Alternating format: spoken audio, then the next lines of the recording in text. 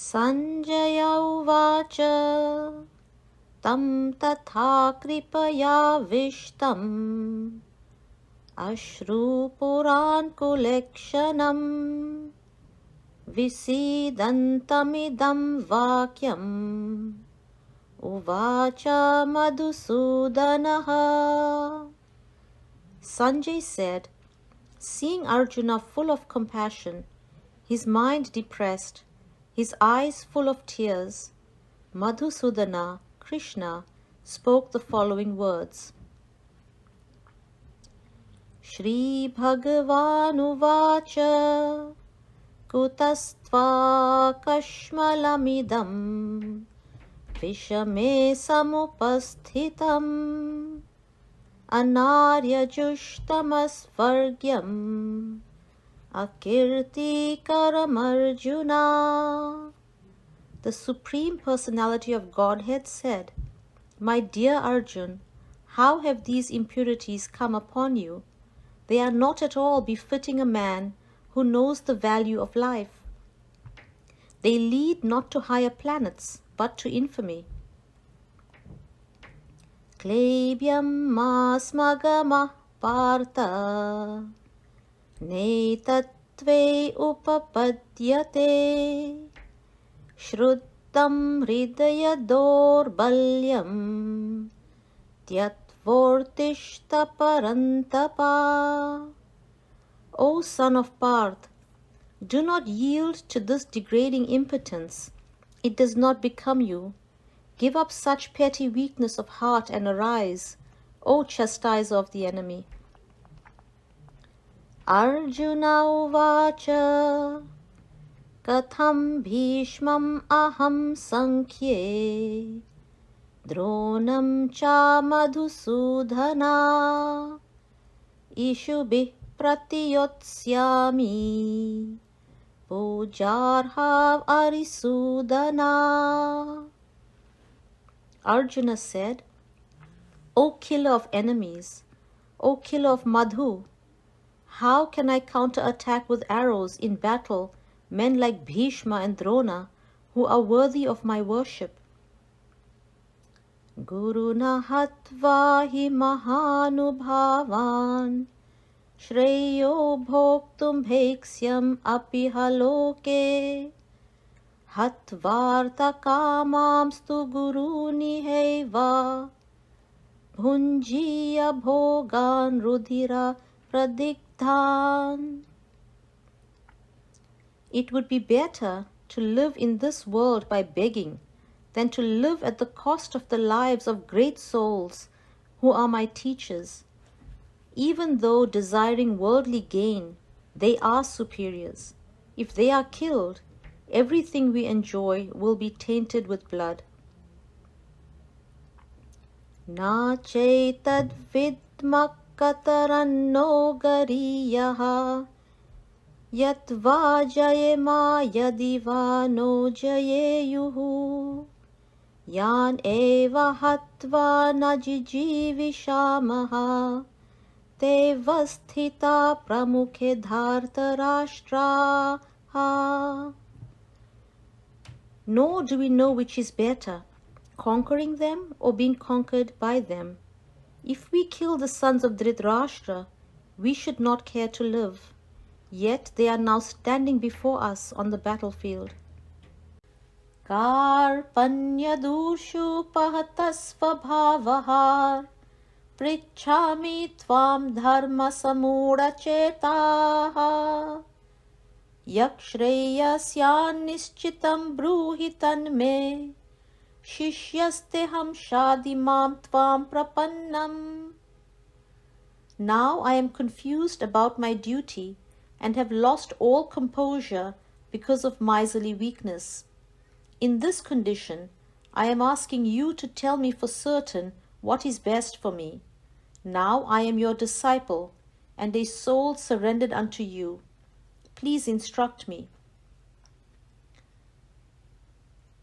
Nahi prapashyami mamapanudyad yakchokam uchchoshanamindriyanam avapya bhumavasapatnam ridram rajyam suranam apichadipatyam.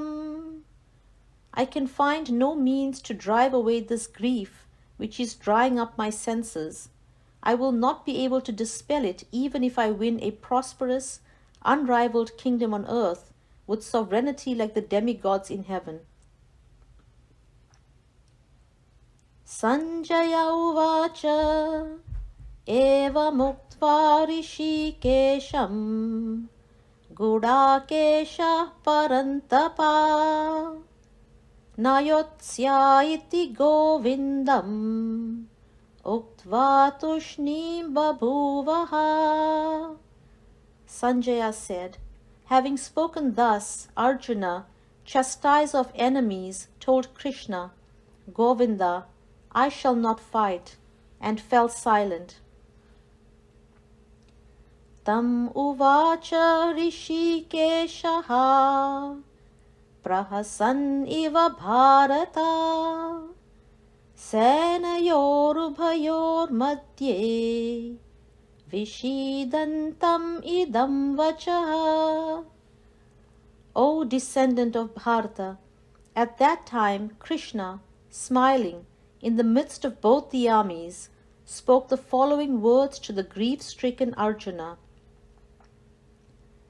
Shri Bhagavan uvacha ashocyan anvashocastvam pragyavadascha bhashase gatasu nagatasuscha nanu shochanti panditaha. The Supreme Personality of Godhead said, while speaking learned words, you are mourning for what is not worthy of grief. Those who are wise lament neither for the living nor for the dead. Natve vaham jatu nasam natvam neme janadhipaha nacheva na bhavishyamaha sarve vayamatah param. Never was there a time when I did not exist, nor you, nor all these kings, nor in the future shall any of us cease to be. Dehi nosmin yata dehe kaumaram yovanam jara tata dehantara praptihi dhirastatra namuhyati. As the embodied soul continuously passes in this body from boyhood to youth to old age, the soul similarly passes into another body at death. A sober person is not bewildered by such a change. Matra sparshastu kaunteya shitoshna sukha dukkadaha agamapayino nityaha tam stitikshasva bharata. O son of Kunti, the non-permanent appearance of happiness and distress and their disappearance in due course are like the appearance and disappearance of winter and summer seasons. They arise from sense perception, O scion of Bharata, and one must learn to tolerate them without being disturbed. Yam hi navyatayantyete purusham purusharshabha samadukha sukham dhiram somratatvaya kalpate. O best among men, Arjuna, the person who is not disturbed by happiness and distress and is steady in both is certainly eligible for liberation.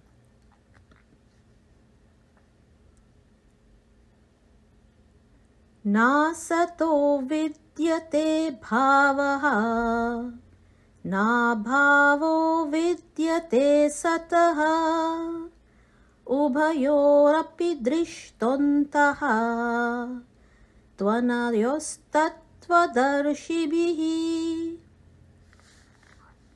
Those who are seers of the truth have concluded that of the non-existent, the material body, there is no endurance, and of the eternal, the soul, there is no change. This they have concluded by studying the nature of both.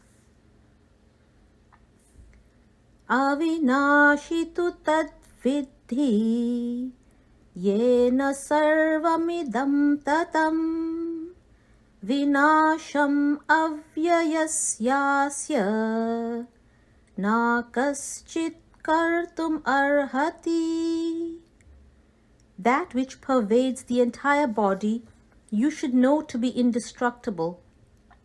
No one is able to destroy that imperishable soul.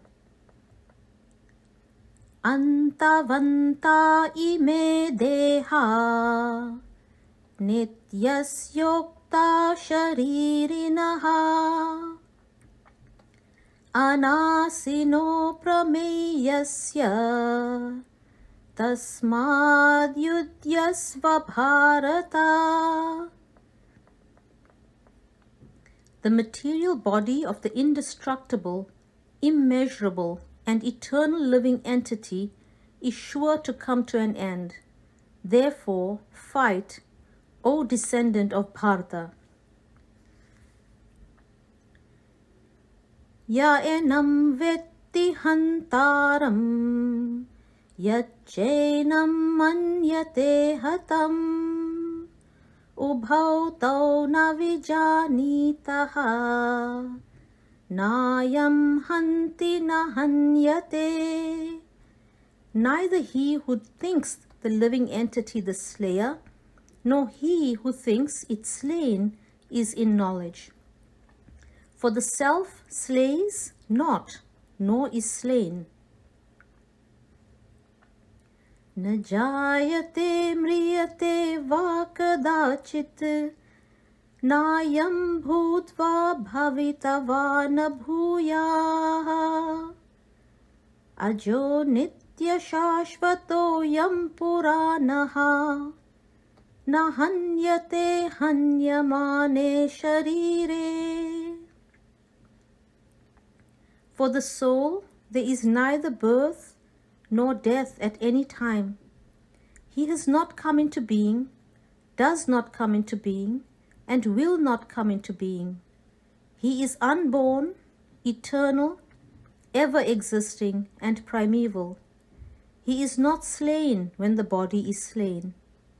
Veda vinashinam nityam ya enam ajam avyayam katham sa purusha partha Kam ghatayati hantikam. O Partha, how can a person who knows that the soul is indestructible, eternal, unborn, and immutable, kill anyone or cause anyone to kill? Vasamsi jirnani yata vihaya Navani grinhati naroparani Tatha sharirani vihaya jirnani Anyani samyati navani dehi.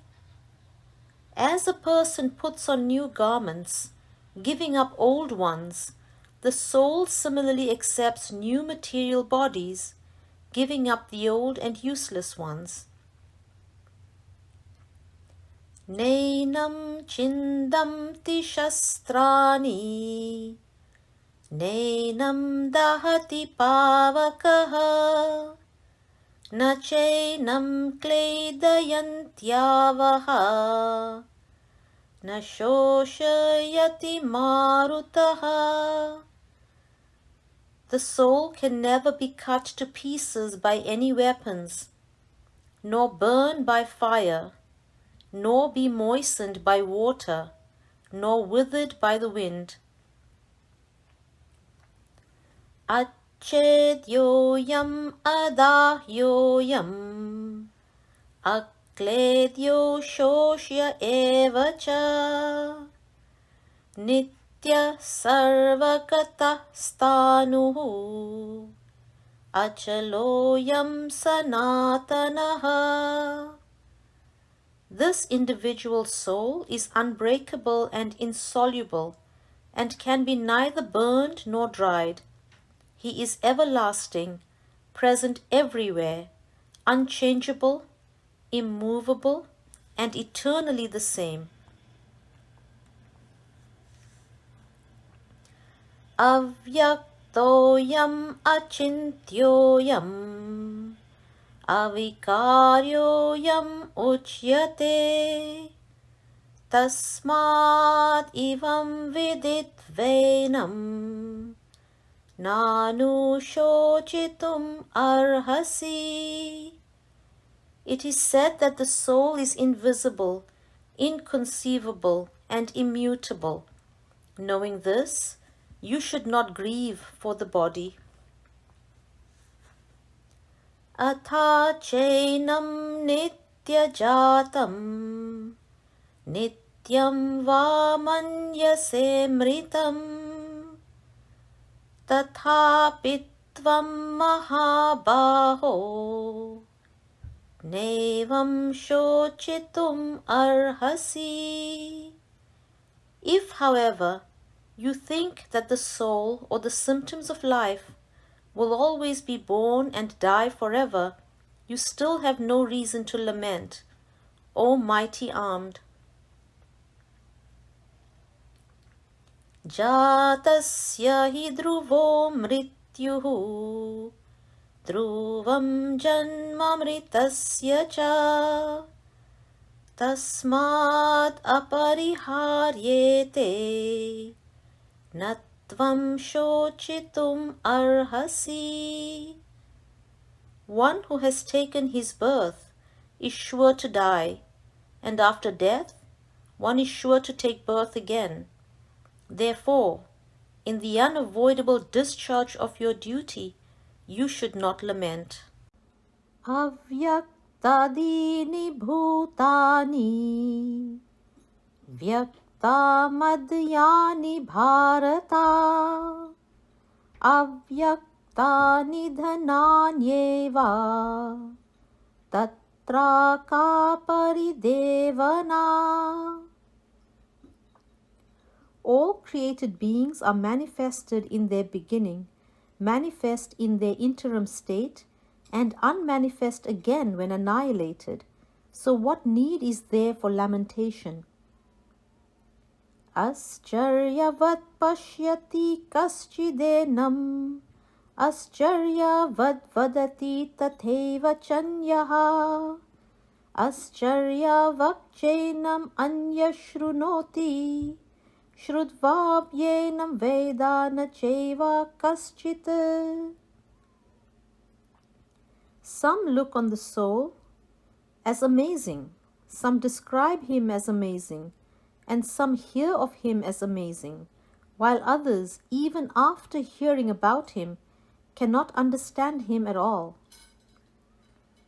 Dehi nityam avadyoyam Dehe sarvasya bharata tasmat sarvani bhutani natvam shochitum arhasi.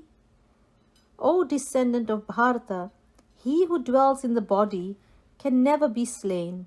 Therefore, you need not grieve for any living being. Swadharmam api chavekshya navikampitum arhasi dharmyadhiyudrakshreyonyate kshatriyasya na vidyate. Considering your specific duty as a Kshatriya, you should know that there is no better engagement for you than fighting on religious principles, and so there is no need for hesitation.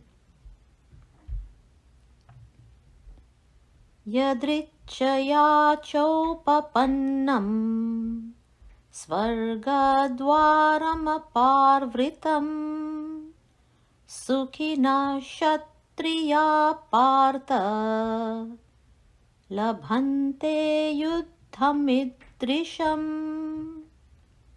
O Partha, happy are the Kshatriyas, to whom such fighting opportunities come unsought, opening for them the doors of the heavenly planets. Ata chetvam imam dharmyam sangramam nakarishyasi tata swadharmam kirtim cha hitva papam vapyasi. If, however, you do not perform your religious duty of fighting, you will certainly incur sins for neglecting your duties and thus lose your reputation as a fighter.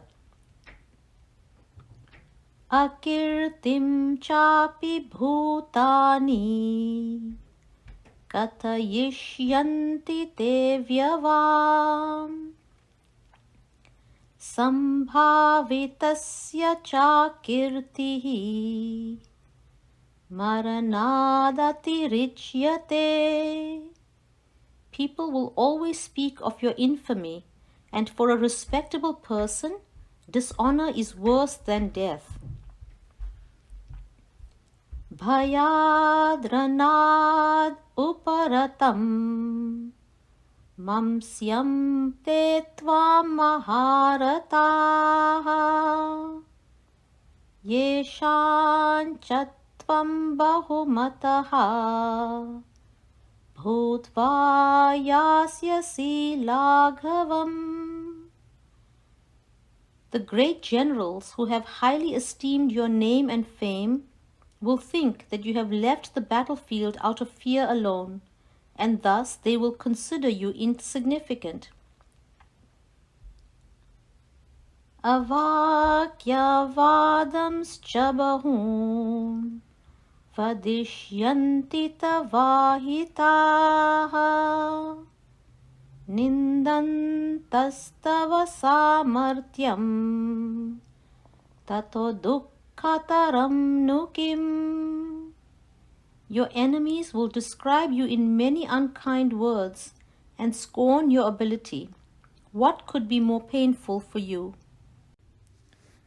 Hato va prapsyasi svargam jitva va bhokshyase mahi tasmad ustista kaunteya yuddhaya krita nishchayaha. O son of Kunti, either you will be killed on the battlefield and attain the heavenly planets, or you will conquer and enjoy the earthly kingdom. Therefore, get up with determination and fight. Sukha dukkhe same kritva labha labhau jaya jayo tato yuddhaya yujyasva nevam papam avapsyasi. Do thou fight for the sake of fighting, without considering happiness or distress, loss or gain, victory or defeat, and by so doing you shall never incur sin. Isha te bihita sankhye buddhir yoge tvimam shrunu buddhya yukto yaya partha karma bandham prahasyasi. Thus far I have described this knowledge to you through analytical study. Now listen as I explain in terms of working without fruitive results. O son of Parth, when you act in such knowledge, you can free yourself from the bondage of works. नेहाभिक्रमनाशोऽस्ति प्रत्यवायो न विद्यते Valpam apyasya dharmasya trayate mahato bhayat. In this endeavor, there is no loss or diminution, and a little advancement on this path can protect one from the most dangerous type of fear.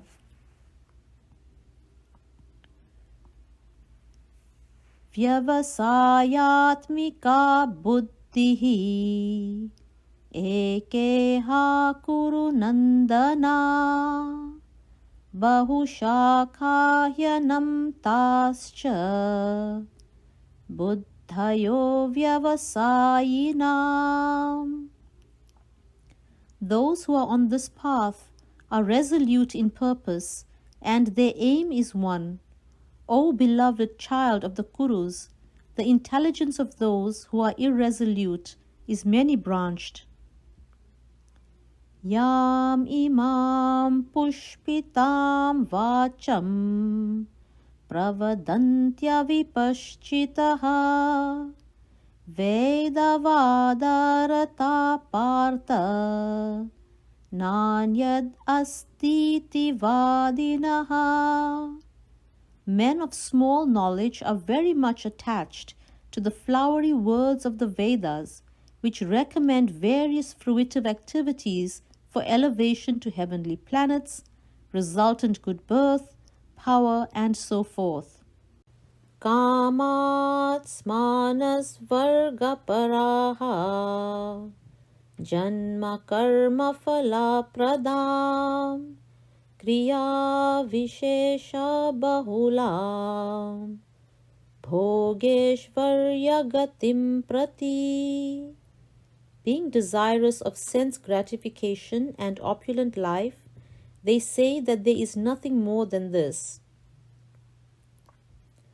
Bhogeshvarya Prasaktanam Tayapaharta Chetasham Vyavasayatmika buddhihi samadho na vidiyate.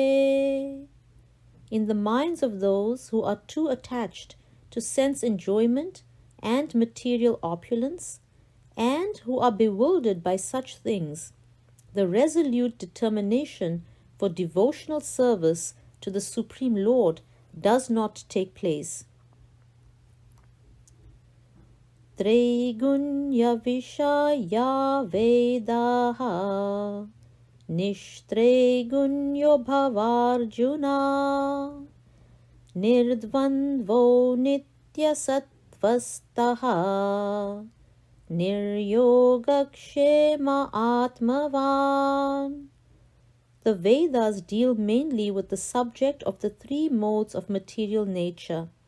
O Arjuna, become transcendental to these three modes, be free from all dualities and from all anxieties for gain and safety, and be established in the self. Yavan artha udapane sarvata samplutodake tavan sarveshu vedeshu Brahmanasya vijanataha. All purposes served by a small well can at once be served by a great reservoir of water. Similarly, all the purposes of the Vedas can be served to one who knows the purpose behind them. Karmanyevadikaraste ma phaleshu kadachana ma karma phala heturbuhu ma te sangostva karmani. You have a right to perform your prescribed duty, but you are not entitled to the fruits of actions. Never consider yourself the cause of the results of your actions, and never be attached to not doing your duty.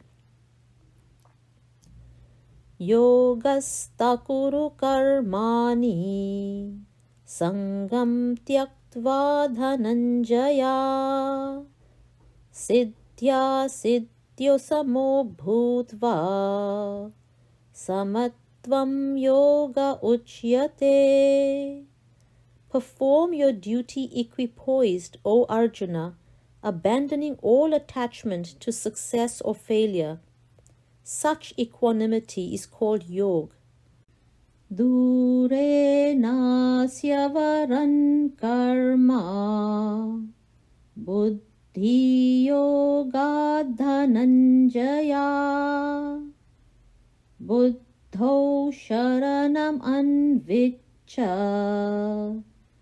kripana falahetavaha. O Dhananjaya, keep all abominable activities far distant by devotional service, and in that consciousness surrender unto the Lord. Those who want to enjoy the fruits of their work are misers. Buddhi yukto jahatiha ubhe sukruta dushkrute tasmad yogaya yujyasva yoga karma sukaushalam. A man engaged in devotional service rids himself of both good and bad reactions even in this life. Therefore strive for yoga, which is the art of all work. Karma jam buddhi yuktahi phalam tyaktva manishinaha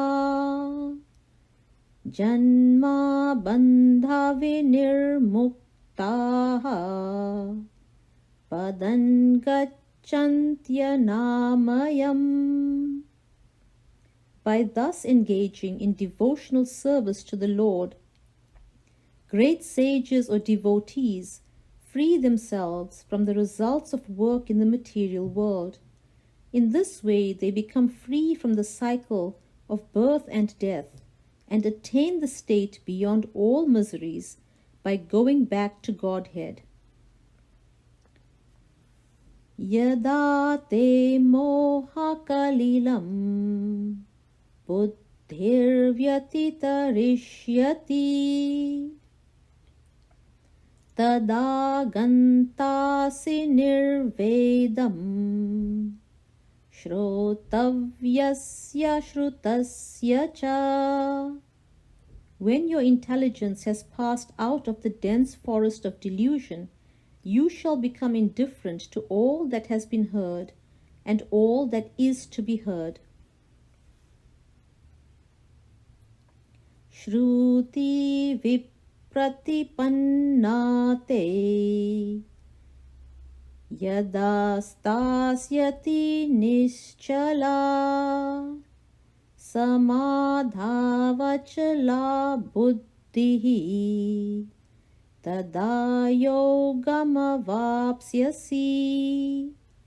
When your mind is no longer disturbed by the flowery language of the Vedas, and when it remains fixed in the trance of self-realization, then you will have attained the divine consciousness. Arjuna uvacha stita pragyasya ka bhasha samadhistasya keshava stita di kim prabhasheta kim asita vrajeta kim. Arjuna said, O Krishna, what are the symptoms of one whose consciousness is thus merged in transcendence? How does he speak, and what is his language? How does he sit, and how does he walk? Shri Bhagavan Uvacha प्रजहाति यदा कामान् सर्वान् पार्थमनोगतान् आत्मन्येवात्मना तुष्टः स्थितप्रज्ञस्तदोच्यते. The Supreme Personality of Godhead said, O Partha, when a man gives up all varieties of desire for sense gratification, which arise from mental concoction, and when his mind, thus purified, finds satisfaction in the self alone, then he is said to be in pure transcendental consciousness. Dukeshvanudvignamanaha Sukeshu vigatasprihaha Vitaragabhayakrodaha Stitadhirmunir uchyate. One who is not disturbed in mind, even amidst the threefold miseries, or elated where there is happiness, and who is free from attachment, fear, and anger, is called a sage of steady mind. Ya sarvatrana bhisnehaha tat tat prapya shubha shubham nabhinandati nadveshti tasya pragya pratisthita. In the material world, one who is unaffected by whatever good or evil he may obtain, neither praising it nor despising it, is firmly fixed in perfect knowledge. Yada samharate chayam kurmongani vasarvashaha indriyani indriyartebhyaha tasya pragya pratisthita. One who is able to withdraw all his senses from sense objects, as the tortoise draws its limbs within the shell, is firmly rooted in perfect consciousness. Vishaya vinivartante niraharasya dehinaha rasavargyam rasopyasya param drishtva nivartate. Though the embodied soul may be restricted from sense enjoyment, the taste for sense objects remains. But, ceasing such engagements, by experiencing a higher taste, he is fixed in consciousness. Yatatosyapi konteya purushasya vipaschitaha indriyani pramatini haranti prasabham manaha. The senses are so strong and impetuous, O Arjuna, that they forcibly carry away the mind even of a man of discrimination who is endeavoring to control them. Tani sarvani samyamya yukta asita matparaha vashehi yasyendriyani tasya pragya pratisthita. One who restrains his senses, keeping them under control, and fixes his consciousness upon me, is known as a man of steady intelligence. Dhyayato vishayan pumsaha sangasteshu pajayate sangat sanjayate kamaha kamat krodho bhijayate. While contemplating the objects of the senses, A person develops attachment for them, and from such attachment, lust develops, and from lust, anger arises. Krodhat bhavati sammohaha, sammohat smriti vibramaha, smriti bhramshat buddhi nashaha, buddhi nashat pranashyati. From anger, complete delusion arises, and from delusion, bewilderment of memory. When memory is bewildered, intelligence is lost, and when intelligence is lost, one falls down again into the material pool. Raga dvesha viyuktestu vishayan indriyeshcharan atmavashyir videyatma prasadam adhigacchati. But a person free from all attachment and aversion and able to control his senses through regulative principles of freedom can obtain the complete mercy of the Lord.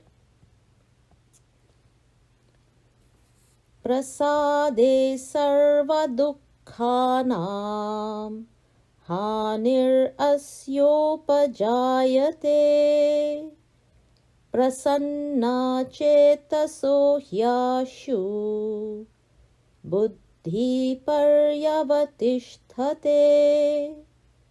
For one thus satisfied in Krishna consciousness, the threefold miseries of material existence exist no longer.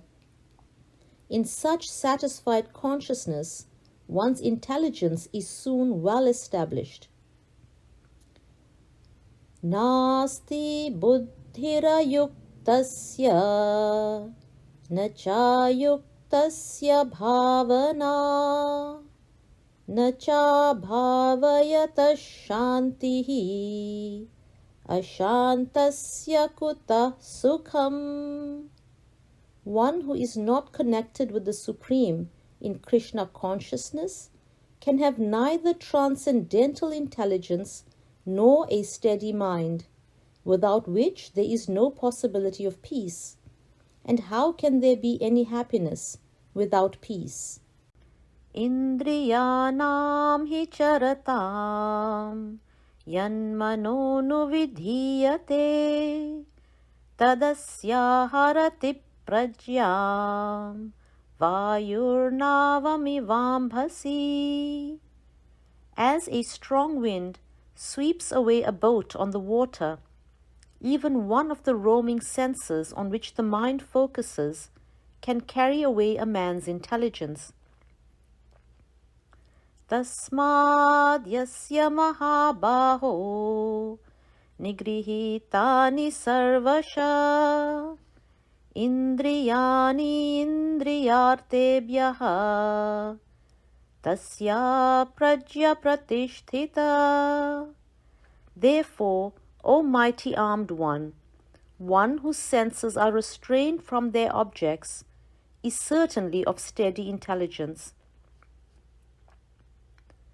Ya nisha sarva bhutanam tasyam jagarti samyami yasyam jagrati bhutani sa nisha pashyato munehe. What is night for all beings is the time for awakening for the self-controlled, and the time of awakening for all beings is night for the introspective sage. Apuryamanam achala pratishtam samudram apa pravishanti yadvate tadvat kamayam pravishanti sarve sashantimapnoti nakamakami. A person who is not disturbed by the incessant flow of desires that enter like rivers into the ocean which is ever being filled but is always still, can alone achieve peace, and not the man who strives to satisfy such desires. Vihaya kamanya sarvan pumams charati nisprihaha nirmamo nirahankaraha sashantim adhigacchati. A person who has given up all desires for sense gratification, who lives free from desires, who has given up all sense of proprietorship and is devoid of false ego, he alone can attain real peace. Esha brahmi sthiti partha nainam prapya vimuhyati stitvasyam antakalepi Brahma nirvanam richati. That is the way of the spiritual and godly life, after attaining which a man is not bewildered. If one is thus situated, even at the hour of death, one can enter into the kingdom of God.